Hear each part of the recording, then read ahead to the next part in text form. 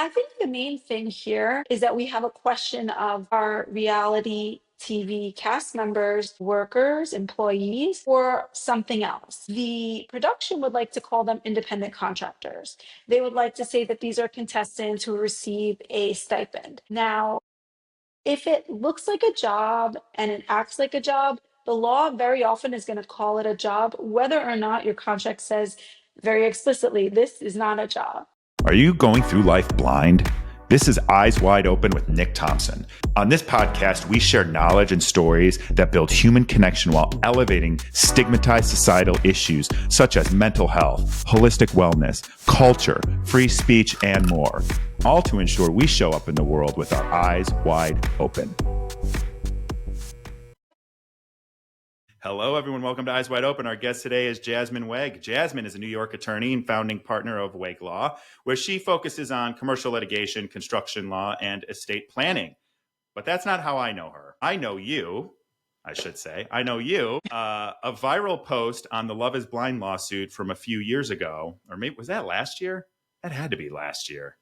It was about a year and a half ago. Okay. Yep. Okay. Time is blending together, but you've become like my de facto cultural lawsuit expert because you've gone viral on TikTok for several of your breakdowns of like cultural lawsuits. Because what you do for me, who doesn't understand what any of this legal stuff means, you kind of break it down into layperson's terms.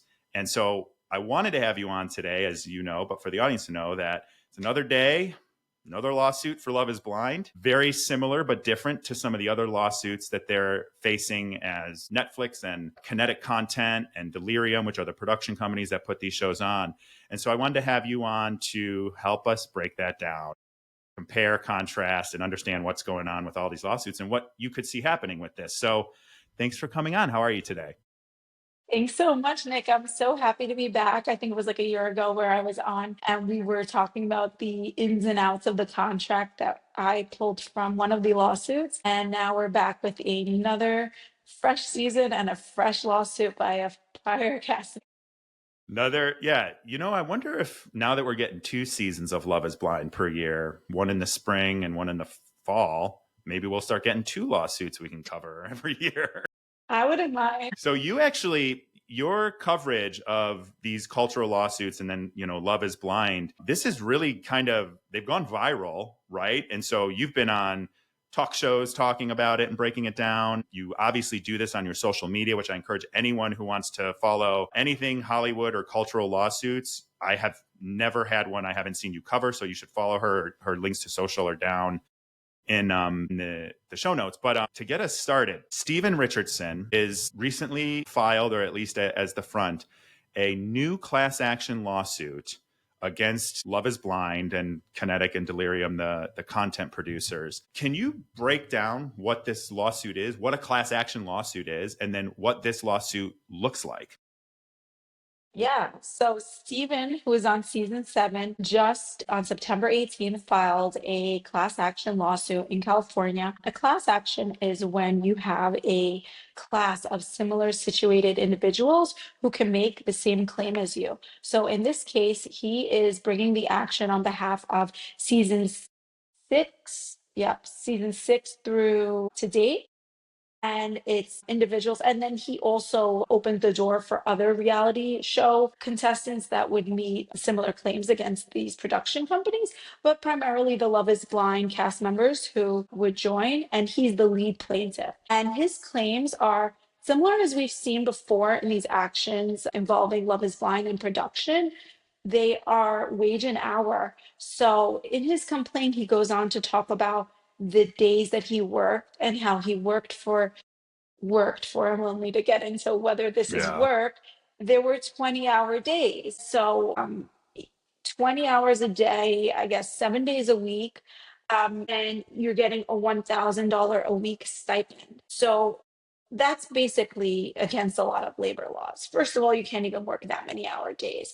But additionally, there are minimum wage requirements. The contract has to be interpreted in California law. So California's got a pretty high minimum wage. It's around $16.90. I checked last night an hour, and then that's minimum I actually thought wage. it was higher. I thought it was 20. Yeah, It Maybe in should be. Los Come on, Angeles it's higher.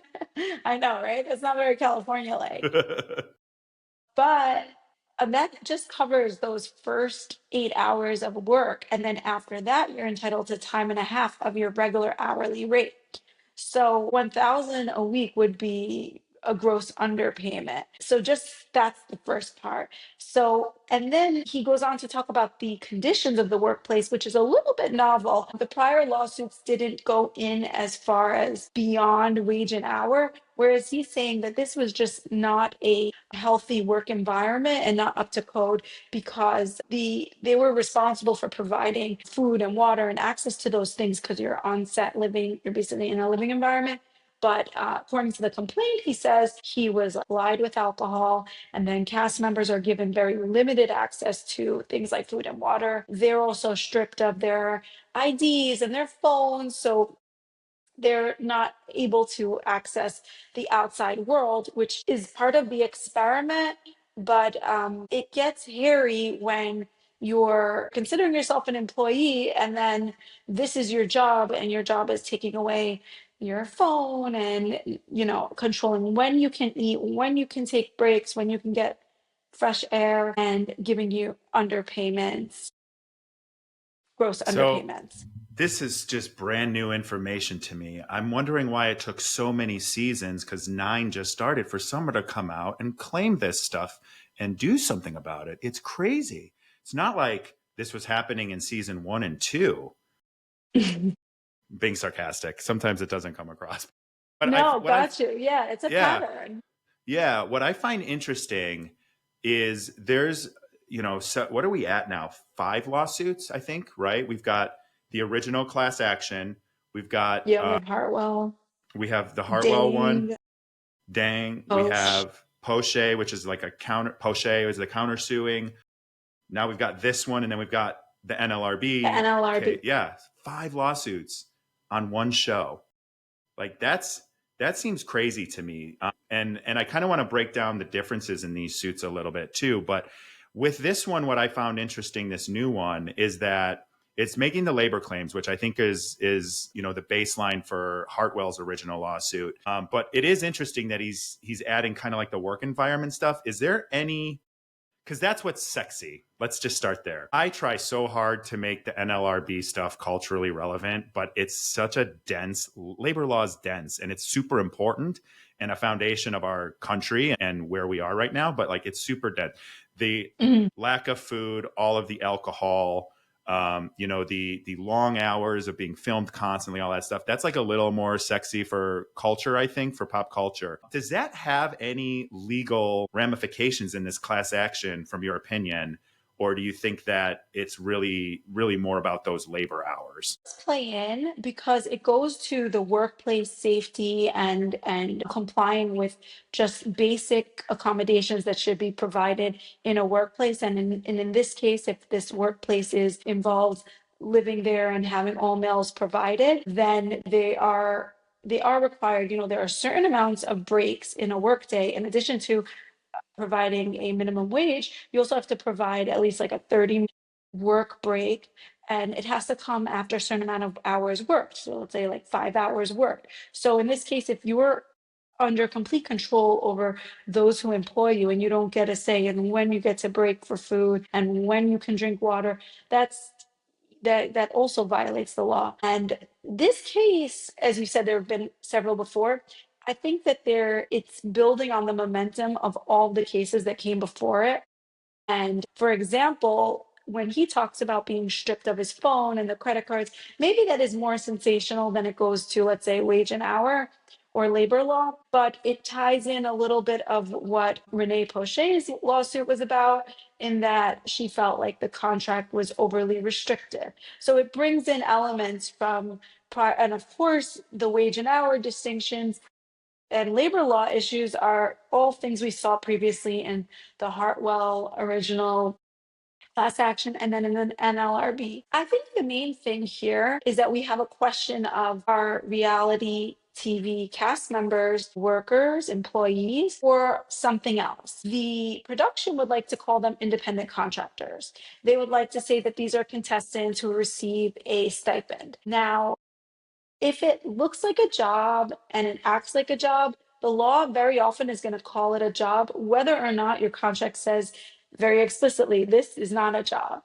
The Love is Blind contract tells you, you are not an employee, you are an independent contractor.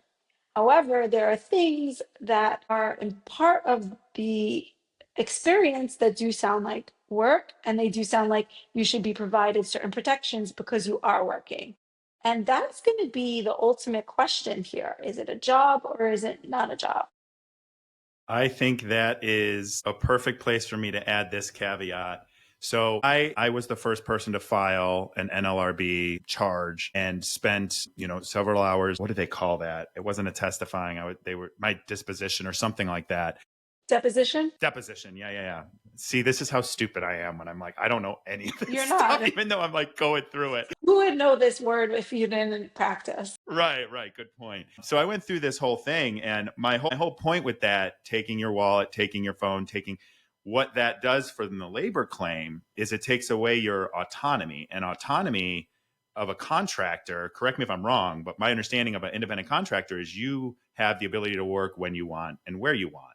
And that's kind of the idea. Whereas an employee, when you can't leave on your own accord because you don't have ID. And by the way, I didn't have ID when I was in a foreign country, and not just in the resort we were in for filming, but we were in a random like Hampton Inn in Cancun for 3 days in a And you had parking no lot. ID. That's No crazy. ID. That like no Wow. passport, no money, no credit cards. Like just to me, that was when I look back and I was like, that was really dangerous. And so that to me, the position I take, and when I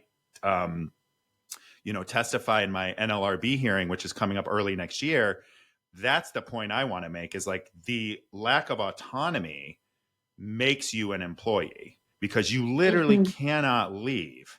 And the contract also, at least my contract, I've heard it's changed. I haven't seen it change. I don't know if you've seen any newer contract. There's like a $50,000 in damages fee if you leave. And I believe that's also part of Stephen's case as well. But that lack of autonomy, like in your point of view, does that lean more towards like a proof point that you're legally an employee in your view? Yes, that is a great point. That is actually part of a test that California and a lot of other states apply to determine whether work is considered regular employment or independent contractor. So that's a critical piece, is whether you have the autonomy. Usually autonomy is thought of in sense of autonomy to control the work that you do. So for example, if you outsource a graphic designer on an independent contractor basis, you might give them a project and they're really going to do it. Let's say they have a deadline, but they're going to take care of that when they do and then send it back, even if it's within the deadline. Versus an employee, you tell them, be here at 9, stay until 5, do this work within these hours. That's the difference between autonomy or not. Similarly, when you're on the show, besides for giving up your ID, you also have to remain where they tell you, for how long they tell you, and you can't really choose to come and go as you please. And part of that is by taking away, literally taking away all the things that will allow you to do so, but you are pretty much under their control and you don't have the autonomy. Another thing that they look for is whether you're doing the core business of what the work is. So here they're producing a show. Cast members are participating in the show. It's the core business versus, for example, let's say an office hires an outside electrician or plumber. That plumber, as an independent contractor, is doing his plumbing work or electricity work. They're not doing the core business of what your, let's say, accounting business is doing. That's a key distinction.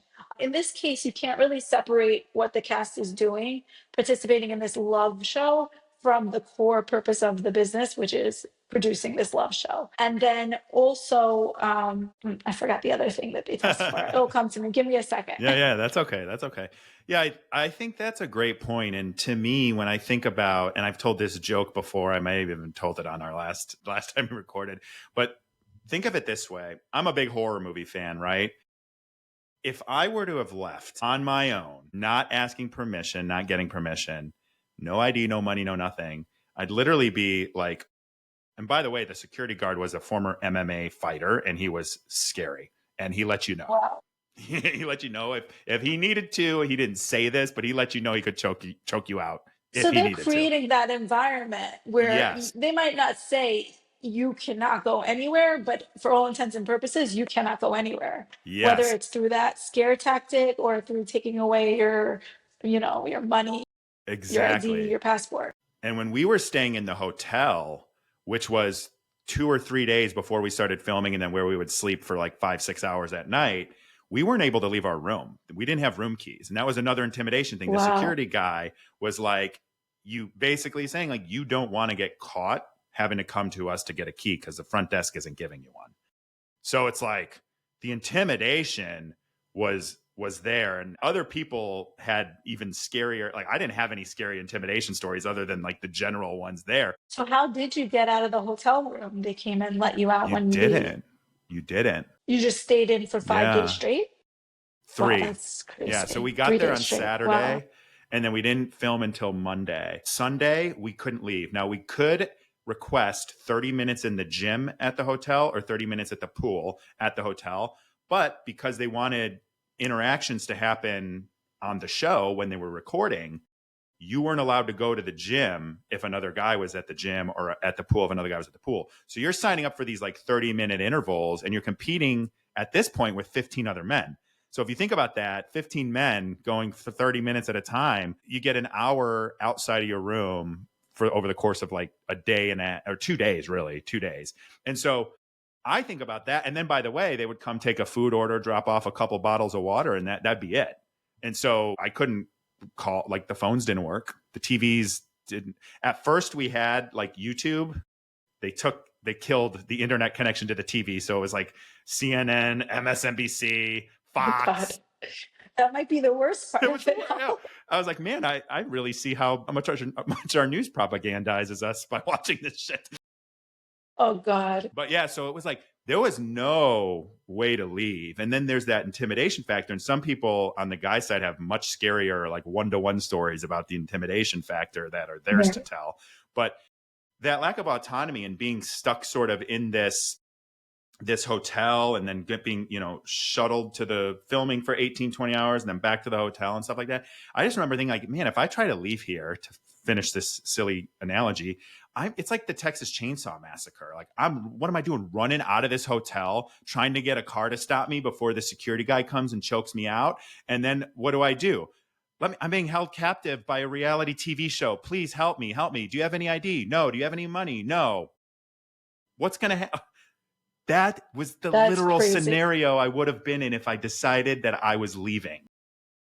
And that's the problem with them saying, like, well, you signed this contract, because yes, you can write anything in a contract, but if something is, if you're basically holding people against their will, and as much as they might explain some of these parameters, I think in the moment you don't understand it until you're in it. No one can explain that feeling when all those things come together at one time. Let's say everything's stripped from you, and then you have no way of leaving your hotel room, and there is heavy security at your door. No one's going to explain that in that detail in the contract to make you fully aware of what you're signing. And just because you signed it doesn't mean that it's okay or legal. I am so glad you said that, because one of the things that I say whenever I'm talking to anyone about this, or the "you signed up for it" crowd, which I don't even have time for those people anymore. If you still think that after all these lawsuits and all these claims and all these experiences being sold, like, you're a lost cause. So, but even the stuff I understood, I knew I was getting rid of my phone. I had set up, your producer becomes your emergency contact. I think that's okay. Like, I knew what that experience was going to be like.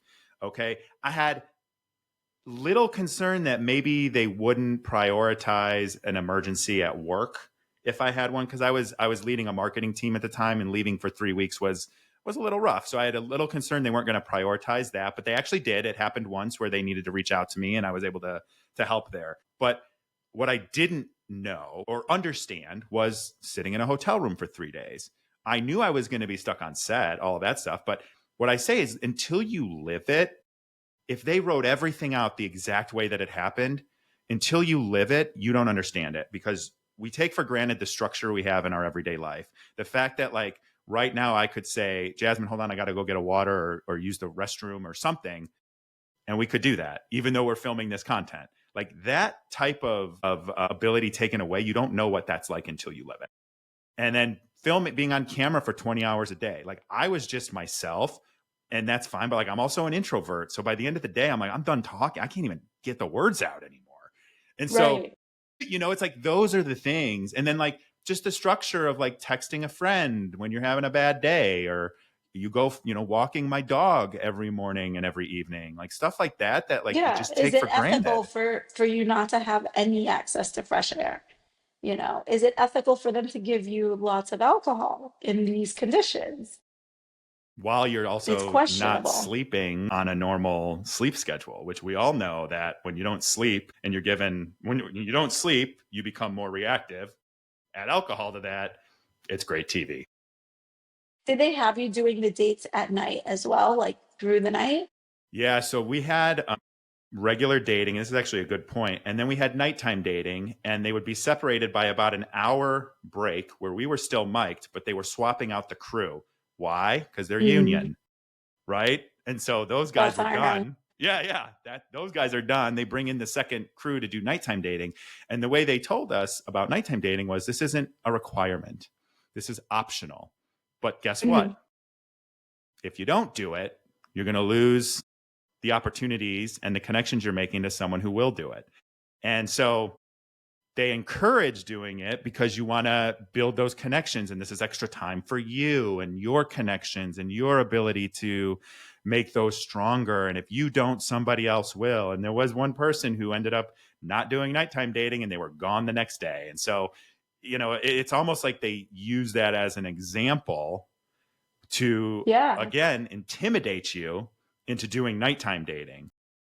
And it makes me wonder, did they tell you you don't have to do it to kind of cover themselves so that no one can claim, oh, we forced them to do overtime because you didn't have to do it. I Although think you so. wouldn't make it if you didn't do it. That's interesting. Yeah, I think so. I think there was They a were lot of very that. conscious. Yeah, I think they were very conscious in their attempt to make sure it didn't look like a traditional job, even though there were different elements that made it very much a job. Yeah, exactly. And that's what I think. So now let's talk about these cases. So we kind of covered Stephen's new case. This is going to cover 5 through 9, you said, right? Seasons 5 through 9, I think 6 through 9. or 6 through 9. Okay. I I think two through believe five was in the first. in Hartwell's. Yeah. Which was Yes. a, do you remember like the differences in these cases? And Hartwell settled for $1.4 million that you can read on the internet. That was spread out. I actually believe there was a season or two of the Ultimatum covered in that as well. Mhm. And so I got to buzz my Amazon delivery in. Sorry. So, what is the differences between Hartwell's case and Stephen Richardson's case? Or are they because to me, my, non-lawyer brain, I look at them and they seem like they mirror one another almost identically. And it's almost picking up where the last one left off to cover past and The current new season. seasons. Yeah. Yeah. They're very similar, and I definitely think Richardson built upon Hartwell's, but I do think that Richardson, probably building from some of those lawsuits that were in between, added on some things about the workplace environment that I think just bolstered the claim that it was that they weren't following labor laws. So there were just additional labor law claims. And those were the things we've talked about food and water and access to IDs and things like that. But the main labor law arguments are similar in that they were not paid minimum wage because the $1,000 stipend, if you divide it by 20-hour days, is very little per hour. And then on 714 top, was our calculation back from my season. 714. yes, that makes sense. And then that is doesn't even meet minimum wage for the first few hours. And like we said, overtime is time and a half. There's also other things. Employers are held to a very high standard. It's actually very hard for employers to beat these type of lawsuits because even employers that are operating traditionally, you need to have a lot of documentation. So there's claims about failure to provide pay stubs and itemized lists and things like that, which employers are required to do under labor laws. Which, So by the there's way, things I like got a that. W-2, which was another You thing I did. shared with the NLRB. Yes, I got W-2s for So both that's the very interesting original. because that's not a 1099. Independent contractors receive 1099s. You So want to hear that my is conspiracy theory on it? interesting. Yes, always. We'll dive into this is why I'm not a lawyer, because I go into rabbit holes.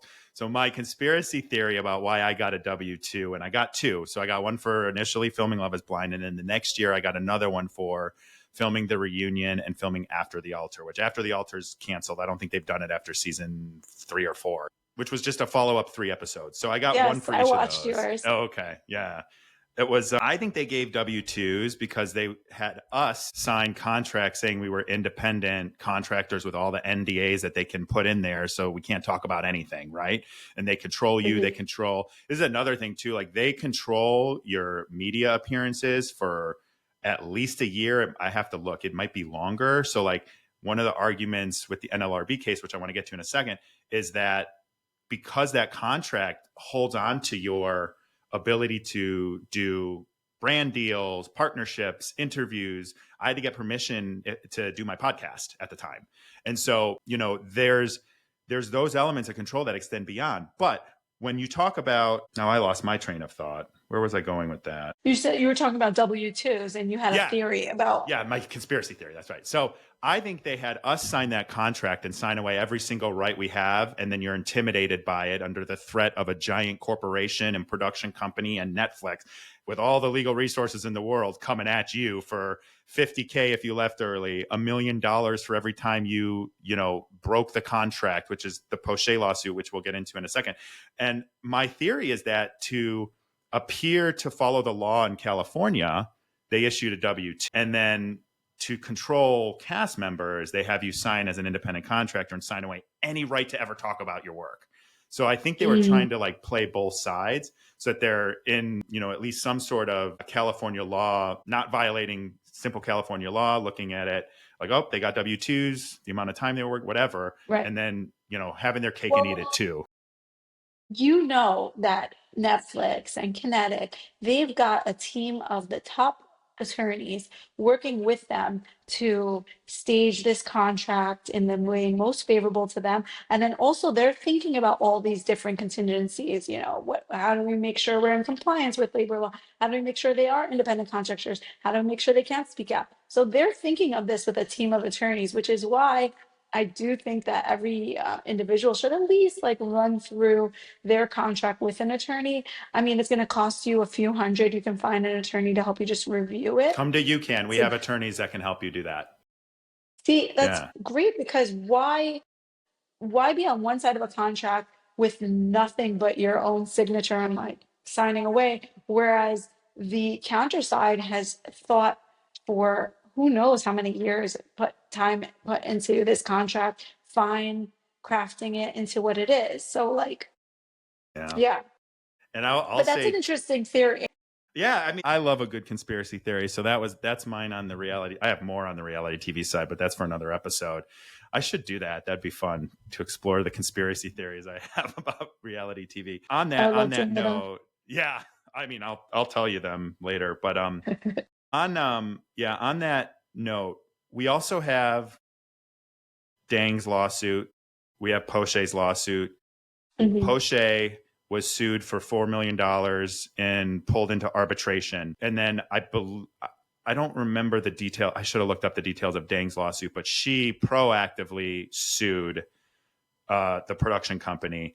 Can you break down in a nutshell those two lawsuits, why they're different, and also what arbitration is and why the production company would want to pull you into arbitration? It's a lot of Yeah, questions. great questions. Okay, so Dang's lawsuit was a lot about her own safety. She claims she was physically and sexually assaulted by a cast member who she was paired up with. And the production and the defendants wanted to bring her into arbitration because you do have an arbitration clause in your contract which says that any legal dispute has to be handled in outside arbitration. However, federal law has a law that protects any claims of sexual assault, and you can't compel someone to take that out of court into arbitration. Those kind of claims are protected and have the right to be in court. So her case was allowed to remain in court. Renee was suing about the contract. She had some things about the terms of her employment and labor claims, but she was also suing about the overly aggressive NDA that didn't allow her to talk about anything that happened. She sued about like a lot of the things we talked about, like having everything taken away. And then her claims were interesting. They were about like her being promised a some psychological support when she left, and this not actually ever happening. But because most of her claims had to do with the contract and were contractual, they were able to compel arbitration. And arbitration is like taking the show off the main stage and putting it in a back room. Now we have a private dispute resolution that the public is not going to see. Like the way that I'm pulling these complaints is because most complaints are publicly accessible when they're filed in state courts and federal courts. Sometimes you have to pay a small fee, but they're accessible. The arbitration, we're never going to see those documents. That is private. And however they resolve it, it will be resolved probably, with little information for the public. Similarly, when a case gets settled, a lot of times people speculate about settlements. They'll hear about a settlement, like let's say the $1.4 million settlement with the Hartwell class action. And people will speculate, oh, they either, plaintiff didn't have a good case, so they settled, or the defendants were scared, so but we don't know what happened because once it goes into settlements, the entire agreement that's made is confidential and there are NDAs within the settlement agreement. So that also gets taken away from us. We don't know the details. They were able to tell us 1.4. The amount, I guess, wasn't confidential, but everything else was confidential. So then you just don't really know what happened, what was agreed to. But you can So almost in assume this, there's a gag order. So Hartwell yeah, could you can never assume talk that. about that again. And this upcoming class action, assuming follows a similar pattern. Actually, do you think it would follow a similar pattern where they'll settle, right? Because it's about money. So, good question. It's important as to whether they can keep the wage and hour claims going, and if they want to keep it going. So, sometimes you settle because you see both sides and you're like, they have good claims. Like, we don't know, you never know how things are going to turn out when you leave it to the court. So, very often cases settle. I encourage settlement because there's an unknown risk there, but if the lead plaintiffs and their attorneys really believe that they can push this all away, they will do so. But on the defense side, it really usually doesn't make sense to take a labor law claim to trial. And I think they would try to settle it. So then it comes down to how much is on the table. Is it enough to make you want to settle, or do you think you can get more by going all the way? That's still unknown. This is so early on. They just filed the complaint. It's hard to say. But if I assume settlement. Yeah, yeah, I think so too. And I mean, the Stephen Richardson has kind of gone silent, so he's not doing. It doesn't seem like this is something he's doing for attention. Which, God love my love to everyone in reality TV, but a lot of the people, they like the attention of spilling the tea, right? And so, Yeah. there's probably opportunities there I think Hartwell went on like CNN at one point about his lawsuit. So there's those opportunities to get that dopamine hit from the media and the attention, especially in the reality TV where everyone's, clamoring for the behind the scenes, right? What's actually happening here, especially as people watch something and it doesn't add up. So I think it's going to be interesting to see how this plays out, how he and the class are, how far they're willing to take it and how much they're willing to fight. So I'm curious Yeah. to see that. He seems like he's went dark on socials because I went looking for him and I couldn't find him, which is interesting.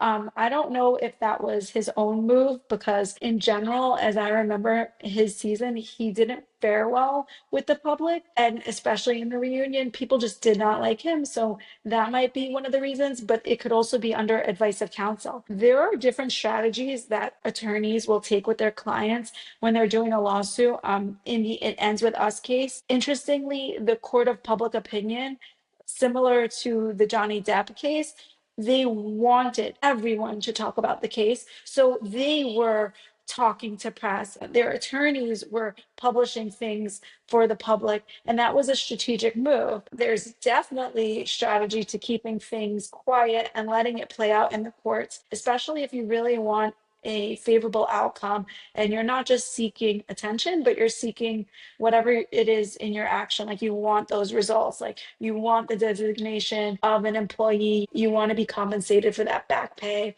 And if here they're really seeking what they claim they're owed, maybe they don't want the public eye to Hmm. focus on their case. So that's funny you say that. I really, really, really wanted to be very, very public.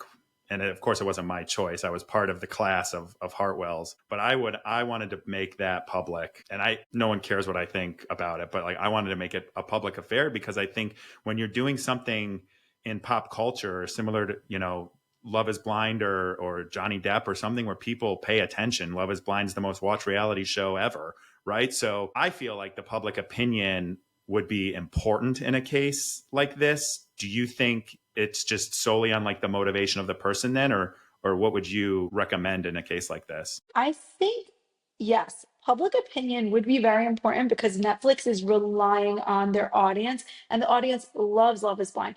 But from my experience posting about this stuff and watching content about this, I think that the public doesn't quite empathize with the cast members. Now, maybe because the cast members are, let's be honest, beautiful young people who are living, for many people sitting on their couches, like, well, that's a dream.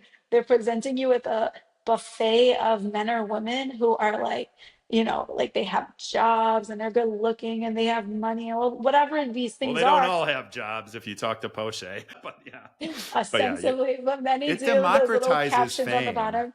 Yeah, Yeah, it and so democratizes fame. you know how people are. They don't people empathize with the underdog, and if you are on TV and you're getting a lot of followers, to many people you're not the underdog. You are someone they're aspiring to. So they're like boo hoo. And I'm not saying that's right. I'm just saying that's kind of how people are. They like I think we talked about this before. You signed it, so too bad. They don't care what you signed. You could have signed away your left arm, but they're like, oh, you signed it, you got famous. Like people don't really put themselves in that position until they've experienced it. So that may be why the public is not that helpful because for one reason or the other, reality TV doesn't garner the type of sympathy that other plaintiffs might. You said that so well, and I think I want to be respectful of your time because I would love to dive into that more. But I agree completely, and I think one of the challenges that I've noticed in my experience the last 2.5 years of doing this kind of work and activism and all of that is I think there's like a lot of people that do empathize, but I think that there's also that element of how much do they empathize, right? Like nobody, in my view, wants to see people if they understood. A lot of people don't understand how reality TV is made. If they understood what people are going through or the pressure when someone says something crazy or does something crazy, even if they're edited, right? Let's assume it's real. They, oh, well, you said that.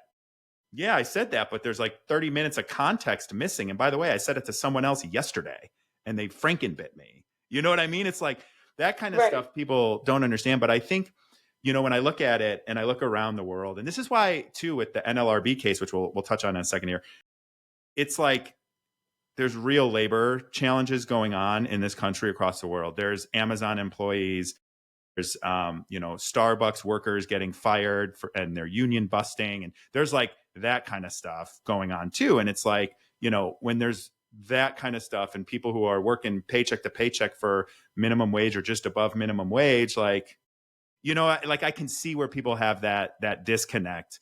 But I think Although, we need like to. when you set precedent, Win is a win for all. So, Yes. if these cases are won in favor of employees, then future employees will benefit from what comes from that precedent, which will be like no matter what kind of job, there's going to be some other situation that's not as fancy and cool as reality TV that you can apply that to. Maybe it's going to be some sort of like sleepaway camp counselor or something else where similar rights will be able to be upheld because of this case. So you can't look at it only in a vacuum and just say like, oh, we don't care so much about that kind of plaintiff. It's whether you care about these rights being protected and employees in general, taking away from like this kind of employee, maybe they get paid to be on TV, but there's still, Yeah. there are analogies that you can draw to other types of work. I think you're so right on that. And that's something I try to do with my National Labor Relations Board or NLRB case. You've got like 4 minutes, right? Okay, let's hit this Yeah. really quickly. Yeah. Okay. I like I said, I could talk to you forever. I also just know I grabbed you last minute for this, but No worries, we're gonna get a part two, the that means. yeah.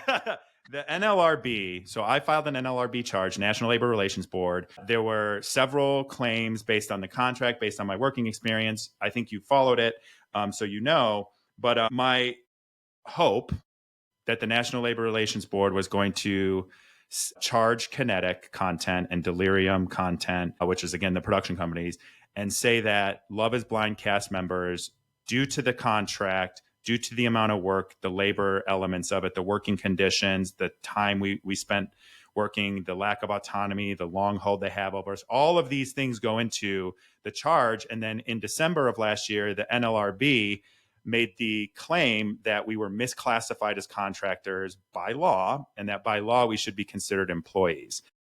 This case is my way of building lasting change. And also, for those of you who wonder, my closure to all of the things that I've been through the last few years and some of the experiences that the people I care about from this experience have gone through as well. So if you could explain the labor law element in layman's terms and the NLRB charge and what this could mean for Love is Blind and all of reality TV moving forward, should a court of law rule that this is factual and that we should be designated as employees.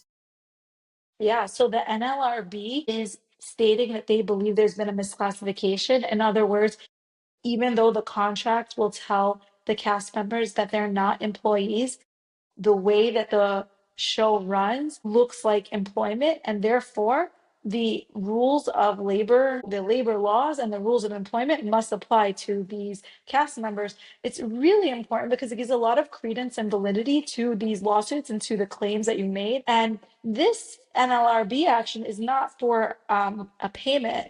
You're not going to get a payout, but what you are going to get is change, which is probably the most important thing that you've been looking for. Like, as far as I've gotten to know you, that's been the most important thing for you, has been to see these reality stars' rights be protected and just be treated properly as employees. And I think that the NLRB action has a lot of potential.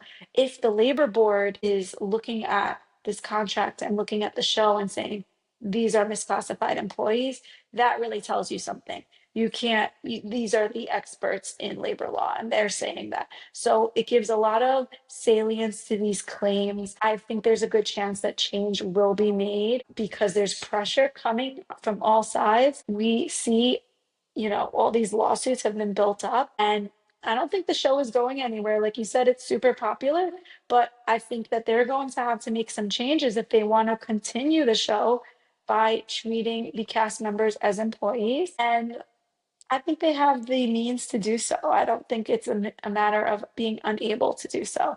I think that they were trying to get away with something and everybody's pushing back, which is when you see change happen. Yeah, I could not agree more. And you're right. Like, I want change. I've never been in, I mean, I like money. Everybody likes money. I've never been motivated by money. I just want to live my life and take a vacation every now and then and go out for a steak. So to me, Amen. it's like, yeah. It's like, I look at this and I'm like, what can cause change? And then it clicked to me when I had the W-2 actually, that I was like, why would they give me a W-2 and say I'm a contractor? And I know a little bit, like I grew up working class. I know a little bit about labor. And so that was kind of when the wheels started turning to do this. And I think now, as I've shared earlier, like I've actually spoken with people at the NLRB extensively about this experience. It is going to go to, is this called, it's not trial, right? What is it called that I'm going to go and testify for this case? I don't It even should be know. called a hearing A before a hearing. board. Usually they call Yes. it a hearing. Yeah. Yeah. You're right. You're right. And so what I think is so interesting right now is there's been a groundswell, right? And like you said, it's the movement when change happens. For me, like we're in the midst right now where precedence is being set. The lawsuits are setting a legal precedence. And to me, it's like you're fighting 5 lawsuits, over the course of 2.5 years. That's a drain. But the business model of reality TV for the last however many years, in its current form, it's been at least 15, 16, 17 years. And you look at it and the whole business model is built on cheap labor, cheap production, not paying union SAG AFTRA actors and actresses and performers. In some cases, I've even heard some of these shows try to use non-union crews when they're in specific cities where it seems more applicable. So it's all about driving a whole bunch of revenue and keeping costs low. And if all of a sudden you have to pay these people that are coming on these shows, and then you have to pay them fair labor wages, or if they unionize, which the contract forbids you to do, which I want to touch that on 1 second on that too. It's really at the point where I feel like they would take this all the way to the Supreme Court, because you're disrupting not just your business model, but entire industry's business model. And I think like all this spotlight on Love is Blind and even like Real Housewives and stuff like that, it is shaking the foundation of this business model. And I think that there's going to be a huge push as we get closer and closer and closer to this designation possibly becoming Yeah. reality to I was just suppress it. thinking about Vanderpump Rules because when they began on the show, they were like broke, really young people who weren't making very much money, but they also weren't demanding a lot. But then as the show grew, they became huge celebrities. They started demanding more money. And the show had to pony up because the show was reliant on these cast members who were making so much money. But also, as the cast members became fairly wealthy, there was a lot less they would take from the show. And they started asserting,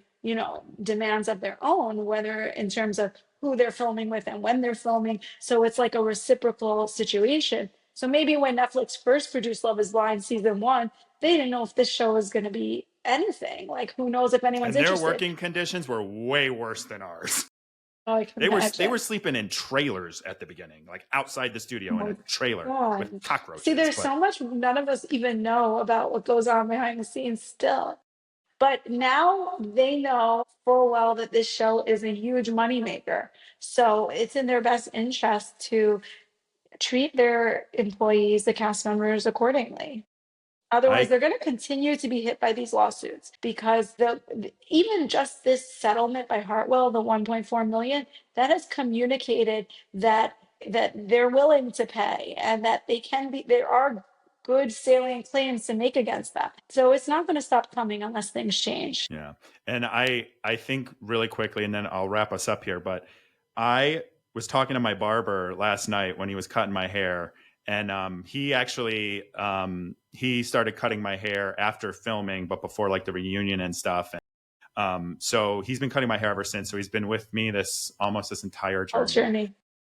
And so, a barber is like your therapist at the same time. And he was, one of the things he reminded me of last night was, he said, didn't you say that once the show came out, they treated you different? And it reminded me they did. Like I went to do press events with Netflix, and you get a stipend for clothes, a stipend to get a haircut, get your hair done. You would get picked up in a black car and taken to the airport and picked up at the other side and staying in lavish hotels. And like, I remember like a barber right before we did our PR was like cleaning up my hairline and all, like everything, food, anything you Because at wanted. that point, you proved yourself lucrative to them. You were Yes. clearly making them money. Before, they didn't know what you would bring, but then, Yeah. Well, and through then being on the show, getting engaged. you get paid, you're out there, and this wasn't me, but like other people got paid to go at red carpets to promote other shows. And then all of a sudden you're in the ecosystem. And that's how they Right. like, you Yeah, I can you can see make how a you real can career forget. out of it. And a Yeah. lot of people do. And I think that's the attitude. Some cast members are like, well, Love is Blind was really good to me. And I get that too, because you don't want to bite the hand that feeds. And if so many opportunities came your way from doing that show, that's amazing. That is doesn't, like, both things can be true. It doesn't take away. But it also means that for those who get very little airtime and have a very bad experience, they get very little from the show. They've made very little money, and then they're bound by this NDA that acts as a non-compete. There's a downside too. So it really depends on your experience. Like you said, some are successful, but there are only very few marriages that come each season. So it's like, what about everybody else? Yeah. Well, and then it begs the question to me on a show like Love is Blind, or any of the dating shows really, is like, what's the purpose of these shows? And this was what was hard for me to understand, having gotten married and then divorced, was like, why wouldn't they want to invest everything they could into a success story? And the reality is like, they don't care. They've already got the It's content. entertainment. Yeah. Yeah. And it's churn and burn. Now, before it was a Right. year, now it's 6 months. There's a new cast. Nobody cares anymore. Right. And that's the nature Right. of the, That's the ADD of the audience too, playing into it, that no one's even looking on their Instagram to go see who was on that season, because there's a brand new season in front of them. And then in between Love is Blind seasons, you've got all these other shows. Yeah, exactly. So they're making like instant stars every day. yeah. I want to wrap up by, and I'll give you a chance if you've got a minute after this, but I just want to give a message to the new cast. I just thought of this while we were talking. So season 9, this is Nick Thompson from season 2, co-founder of the UCAN Foundation. You guys have all the power right now. Right now, you are closing in on filming your reunion episode. Okay. You have the ability to come together, stand together while this NLRB thing is working itself out. And I have it on good authority that you have been told you are employees right now. If you are employees, you can unionize, you can make history, you can change the very fundamental ways of love, how Love is Blind is filmed, how cast is treated, compensated for the rest of time. If you guys take the initiative to organize yourselves past the drama of the show, make history, and form the first reality TV cast union, and the UCAN Foundation is here to help you make that happen. Reach out to me, come to us through our website, come to us through our Instagram. Reach out, because we can help you do this, make history, set precedents, and make sure that we are taking tangible steps to improve the experience of everyone in the future Love is Blind seasons. That is my message to you. I hope you hear it. I hope you take it. And I hope we make history. That's all I got on that. That was amazing. And I think I encourage everyone to reach out to you and to learn from everything you've learned to this point, from your experience as a participant, and then from your experience of navigating all of the legal implications of being on the show. And it sounds like your foundation is here to really help and do the work. And it's foolish to not take resources that are right there for you. So stay smart and find love, but Thank you. also don't lose yourself in it. Don't lose yourself in it. And it's very easy because the pressure's coming from every which way. You have no idea. I'm sure you're starting to get an idea, but once it's all over, the pressure comes from all over the place. So is there anything you want to ask me additionally, or anything else you want to cover? I think we covered a lot, but I just asked you. You asked me what I think is going to be the outcome of this lawsuit. I'm curious what your thoughts are, having participated in some of it. I think I would love to talk to Stephen Richardson. So if you somehow see this, let's talk offline. Offline. I want to talk offline. But I tend to think it depends on him as the plaintiff, right? That's what he's called. I think it, like you said, it's going to be his motivation, his desire. Lawsuits are taxing as it is. Anything legal is very taxing on a regular person who's not used to it. And so I think it's going to go that far. I tend to think that they will land a settlement. It will probably something similar than we've already seen. The precedence is set. And I think what would be most important for that lawsuit is if this NLRB case wraps up before that thing settles, because I think if there's that precedence there, there's a lot more bargaining power on past wages that should be owed. I think you're totally right. I think it's going to be interesting to see how things pan out. And it will be really interesting to see if we see a new contract come out of Love is Blind and a lot of these terms that were so shocking are modified to be a little bit more palatable and friendly to the cast members and not only protecting the producers. Yeah. And I think if they were really genuine about making that contract better, they would just publicize it. I don't know if they'll do that, but I I'm don't think here they for will. it. I'd love to see it. Exactly. Well, I know I took so much of your time. I want to thank you for joining me today to break It this was a down. This was, pleasure. yeah, super helpful. And if anyone wants to keep up with this lawsuit or any other pop culture lawsuits, you should follow Jasmine. Where can they follow you? Yep, I'm on Instagram, Jasmine Weg ESQ, and on TikTok, Jazz the Lawyer. And yeah, stay around because I'm always covering whatever is hot and interesting or breaking down just regular laws for you so that you can understand what they mean. Absolutely love it. And all of those links to follow are in the show notes. Thanks again for coming on. And I'm sure we'll be doing this again. Thank you so much, Nick. Another day, another lawsuit for Love is Blind. Exactly. Thank you for joining us on this week's episode of Eyes Wide Open. If you enjoy the show, the best way to support us is by sharing or dropping a review. For more information and content, check out engagewithnick.com or find me on Instagram at nthompson513. Don't go through life blind. Do the work so you can show up in the world with your eyes wide open.